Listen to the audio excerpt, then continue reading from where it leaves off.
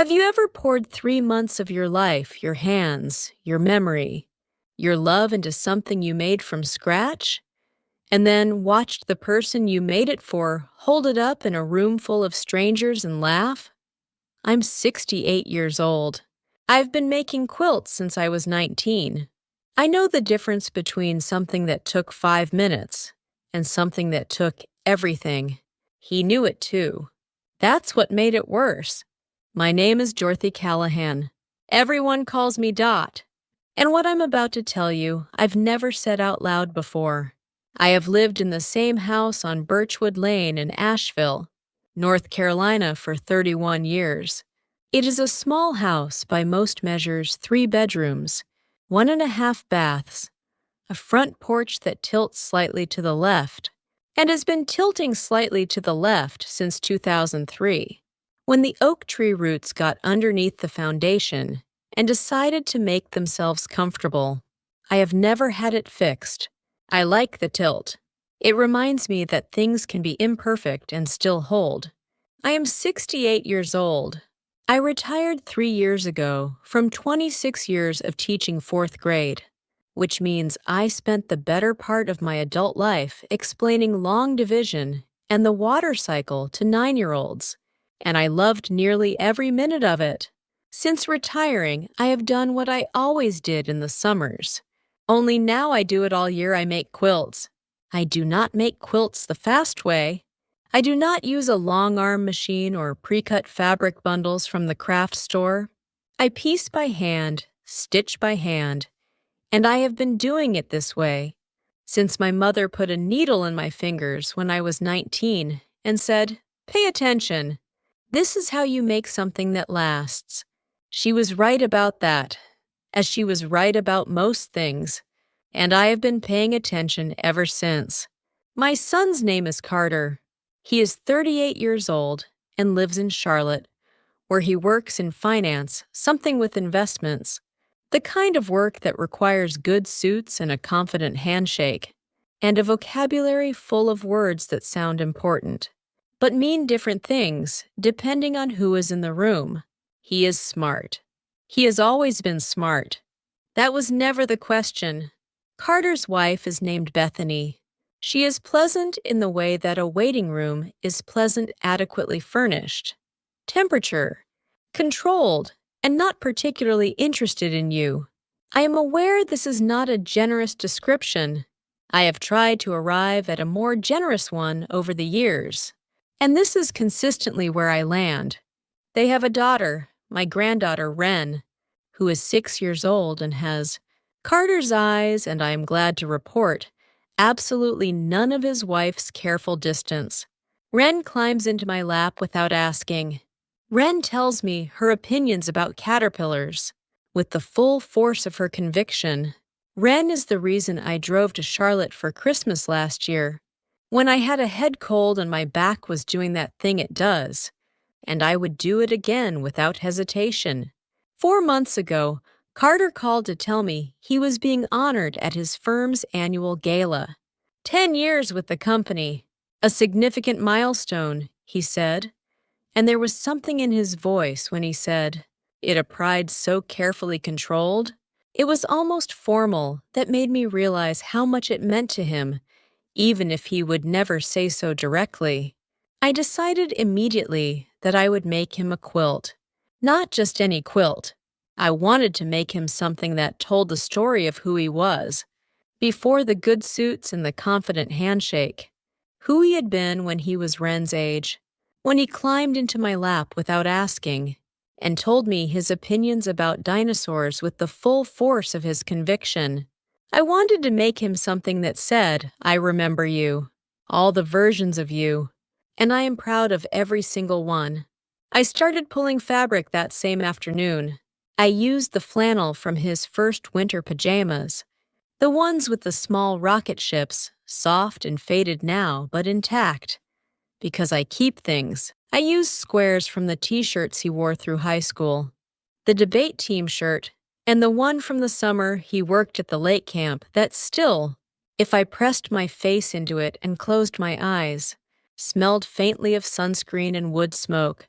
I used a piece of the curtains from his childhood bedroom, blue and white stripes, the ones he picked out himself at 9 years old, with the absolute certainty of a person who knows exactly what he wants. I cut everything by hand. I laid the pieces on my dining room table in a pattern. I had been designing in my head for weeks a modified log cabin block, which is a pattern about building outward from a center, which seemed right. The center square of each block was red, which in the traditional pattern represents the hearth, the warmth at the middle of a home. I worked every morning from 7 until noon. I worked some evenings when the light was good. My hands ached some days, the arthritis, settling into my knuckles with the particular stubbornness of something that has decided it lives there now. But I kept going because the ache of stopping would have been worse. I finished it in 11 weeks. It was the best thing I had ever made. I say that not with vanity, but with the specific knowledge of someone who has made over 60 quilts in 49 years and understands the difference between competent work and work that has something extra in it, something that got in through the hands rather than the head. This quilt had that. I could feel it when I pressed it flat on the bed and stepped back to look at it. It had the feeling of something true. I folded it in white tissue paper. I tied it with a ribbon, the color of the curtains, blue and white, because he picked those out himself at 9 years old, and I remember everything. The drive to Charlotte takes 3 hours and 40 minutes if traffic cooperates on I-85, which it does not always choose to do. I left Asheville at 2 in the afternoon, which gave me time to check into the modest hotel. Carter had booked nearby, change into my good dress, the dark green one I bought 2 years ago for my colleague Eleanor's retirement dinner, and have worn exactly twice since, and arrive at the event with what I hoped was dignified composure. The venue was a hotel ballroom downtown, the kind of space that has been designed to look expensive while accommodating as many people as efficiently as possible. Tall ceilings, chandeliers that suggested grandeur without committing to it, round tables draped in white linen, centerpieces that were more architectural than floral. There were perhaps 200 people. Everyone appeared to be under 45 and deeply comfortable in formal wear, which is a combination that always makes me feel slightly as if I have arrived at a party for a species I am adjacent to, but not quite a member of. Carter met me at the entrance. He was in a dark navy suit, and he looked, I will say honestly, extremely handsome. And for a moment, I saw him at 6 years old, wearing his church clothes and the expression of someone who is enduring a situation with grace. And I felt the complicated tenderness of being someone's mother so acutely that I had to look at my shoes for a second. "Mom," he hugged me. It was a real hug, brief but real, and I held it. Bethany was nearby in a silver dress, managing a conversation with 2 other women, while simultaneously tracking the room in the way she always tracks rooms, cataloging, assessing, filing. She smiled at me with warmth she had clearly prepared in advance. "Dorothy, you look wonderful," she said. "Thank you, Bethany," I said. "So do you." We have been having this exchange for 11 years. I sat at the family table with Carter's colleagues' spouses, who were pleasant and asked me appropriate questions about retirement in Asheville, and I gave pleasant answers, and it was fine. I have sat at many tables where I was the oldest person and the least professionally relevant, and have learned that if you ask people questions about themselves, they will generally consider you wonderful company. Carter gave a short speech when they presented his award. He was composed and funny and thanked the right people in the right order. I watched him from the family table with my hands folded in my lap and felt the specific pride of knowing someone's entire history, while a room full of people only knows their present tense. Afterward, when the formal program had ended and people were moving toward the bar and the small plates of food, I found him near the edge of the room and held out the gift. "I made you something," I said. He looked at the package, the white tissue, the blue and white ribbon, and smiled. "Mom, you didn't have to—" "I wanted to," I said. "Open it later, when you're home. It's not a gala kind of gift." I meant that as direction. I thought he understood. He did not open it later. Within 10 minutes, still in the ballroom, he had gathered 3 colleagues around him and was unwrapping it with the casual energy of someone opening a gift card. I stood a few feet away and watched and told myself it was fine, that he was excited, that this was good. The tissue came off. He held up the quilt. He looked at it for a moment. Really looked, I thought, and I felt something lift in my chest. That old hope that keeps showing up despite everything. Then one of his colleagues said, "Oh, did someone make that?" And Carter laughed. A short social laugh, the kind calibrated for a room. "My mom," he said. "She quilts." He said it the way you say someone collects ceramic frogs. A harmless eccentricity, something you mention with affectionate distance. "That is so sweet," said a woman in red, in a tone that meant the opposite. Carter folded it back up without looking at the blocks, without seeing the rocket ship flannel or the debate team shirt or the center squares I had cut from the curtains he chose at 9 years old. He set it on a nearby chair with the careful placement of someone making an object smaller. "Very sentimental," he said, and turned back to his colleagues, and the conversation moved on. I stood where I was for another moment. Then I went to find the ladies' room, where I ran cold water over my wrists and looked at myself in the mirror for a while. I did not cry. I had not brought a tissue for that purpose, which perhaps tells you something about what I had and had not allowed myself to expect. If you're finding the story compelling, please hit that subscribe button and give us a thumbs up. Your support helps us share more important stories like this one. Now, let's continue with what happened next. I drove home the next morning in the thin gray light of early March, the mountains coming back into view as I crossed the state line in a way that usually fills me with something close to relief. That morning they just looked large. Carter had texted the night before. "Thanks for coming, Mom." Meant a lot. I had replied, "So proud of you," because it was true, and because there was nothing else I knew how to say yet. The house on Birchwood Lane was cold when I got home. I had turned the heat down before I left, as I always do, and the rooms had that specific emptiness of a place that has been waiting. I turned the thermostat up, put the kettle on, and sat at the kitchen table in my coat for a while, not quite ready to take it off. The quilt was not in my car. Carter had kept it. I told myself that was a good sign. 3 days later, Wren called me on Carter's phone. She does this, borrows his phone to call me, and it is one of my favorite things in the world. And we talked for 20 minutes about a book she was reading about a rabbit who builds a boat. And by the end of the conversation, I felt almost entirely like myself again. Then, the following Tuesday, I was looking for a recipe I had saved in my email, a ginger cake I wanted to bring to my quilting circle Thursdays, and I opened my laptop to find it still logged into Carter's shared family photo account.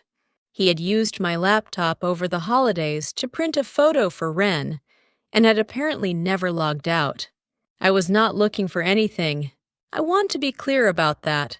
I was about to close the browser when I noticed a new album had been created 2 days earlier. The title was simply Textile Archive. I sat very still for a moment. Then I clicked. The album contained 31 photographs, high resolution, carefully lit, taken against a clean white background. Every block of the quilt, the rocket ship flannel, the debate team shirt, the lake camp t-shirt, the curtain squares, blue and white, each one centered and documented like a specimen. There was a description attached to the album, copied from what appeared to be a listing on a resale platform I did not recognize. Handcrafted heirloom textile, vintage American fabrics, mid-20th to early 21st century. Exceptional provenance materials sourced from single family across 3 generations. Artisan constructed, museum display quality, asking price upon inquiry. I read it 3 times. Then I closed the laptop very gently, because if I had not done it gently, I would have done it some other way, and I am not someone who breaks things. I sat at the kitchen table for a long time. The kettle had gone cold. Outside, a cardinal was doing something in the bare branches of the birch tree, hopping from one branch to another with the purposeful energy of a small creature with a full agenda. I watched it until it flew away. What I felt was not rage. I want to be precise about this, because rage would have been simpler and in some ways easier to carry.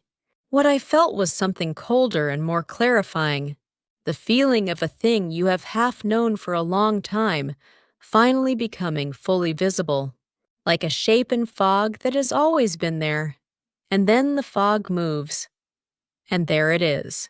He had not kept the quilt because it meant something to him. He had kept it because he had already decided what to do with it. I got up and went to my bedroom closet. On the high shelf, behind the winter sweaters, there is a metal box with a combination lock. I have had this box for 22 years. Inside it, among other documents, is a savings passbook and a folded piece of paper on which I have been keeping, in my own handwriting, a running total. The total, as of that Tuesday in March, was $47,200. I had been adding to it since Carter's first year of college. Not every month, and not always much some years. It was $100, some years nothing. One year it was $4,000 when I sold my mother's jewelry and put half of it away. It had no formal name.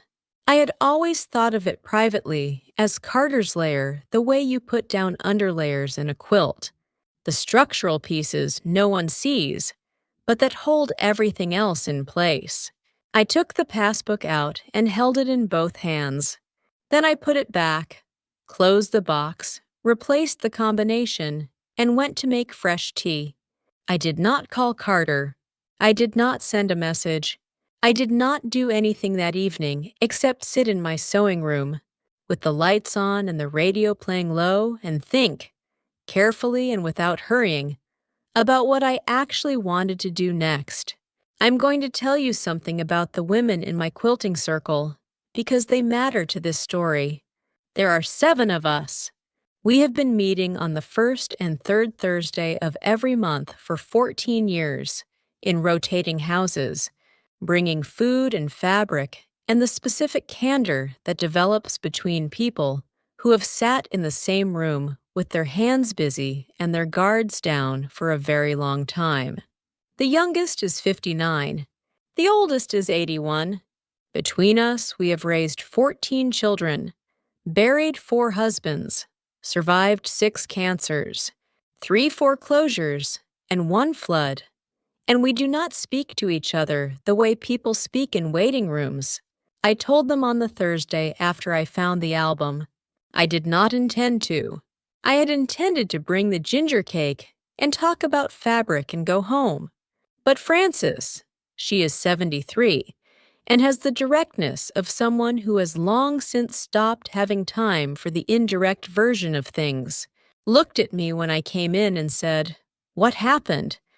And something about the simplicity of it undid me entirely. I told them everything: the gala, the laugh, the folding of the quilt onto the chair, the album, the listing, the description, exceptional provenance. I said it out loud, and it sounded even colder than it had on the screen. No one spoke for a moment when I finished.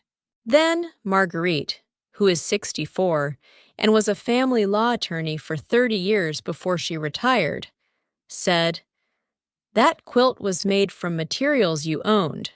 The intellectual and artistic work is yours. He had no legal right to list it for sale." "I know," I said. "What are you going to do?" said Francis. I told them about the metal box and the passbook and the running total of $47,200. "I'm going to reallocate it," I said. The word had come to me sometime in the middle of the previous night, rising up through the dark with the precision of the right word, arriving at the right moment. Not take back, not reclaim, reallocate. The calm administrative language of someone making a sensible adjustment to a distribution plan based on updated information. Marguerite nodded slowly. "That's yours to do." "I know," I said again. The following Monday, I called my bank and made an appointment. The following Wednesday, I sat across from a patient young man named Derek, who did not ask unnecessary questions and helped me, in 40 minutes, redirect the account. I established two things: a modest personal fund in my own name and a separate account designated for a purpose. I had been turning over in my mind since the Tuesday with the red cardinal and the birch tree. I was going to start a workshop, not for profit, not for recognition. I had been thinking about the women I knew in my circle, in my neighborhood, in the senior center, where I sometimes volunteered, who had made things their whole lives and had no place to bring them. Quilts stored in closets because no one had asked to see them. Recipes written in notebooks no one had thought to read. Photographs sorted into boxes in the order they were taken and never arranged into any kind of story. I was going to make a place for those things. I called it, for the time being, simply the Thursday Project, because Thursday was the day I knew how to do this, and because naming things simply is underrated. I did not contact Carter. He had texted twice in the weeks since the gala, once about Wren's upcoming birthday, once a photograph of a restaurant meal with no accompanying message, the kind of text that means nothing in particular. I replied to the one about Wren with genuine warmth, because Wren had nothing to do with any of this, and never would. I did not explain. I did not accuse. I simply moved the money, made the plan, and kept showing up to my own life. There is a particular kind of power in being underestimated, I was learning. It means no one is watching when you change everything. In April, a woman named Sylvia contacted me through the Asheville Craft Collective's community board, where I had posted a small notice about the Thursday Project. Sylvia was 70 years old, a former textile conservator at a museum in Virginia, who had moved to Asheville after her husband's death, and was, she wrote in her message, looking for something useful to do with her hands and her knowledge. I called her the same afternoon. She arrived at my house on Birchwood Lane the following Saturday with a tin of shortbread and an opinion about thread count that she delivered within the first 4 minutes of our acquaintance, and I knew immediately that she was exactly the kind of person I needed. By May, the Thursday Project had 8 participants. By June, 12. We met in my living room first.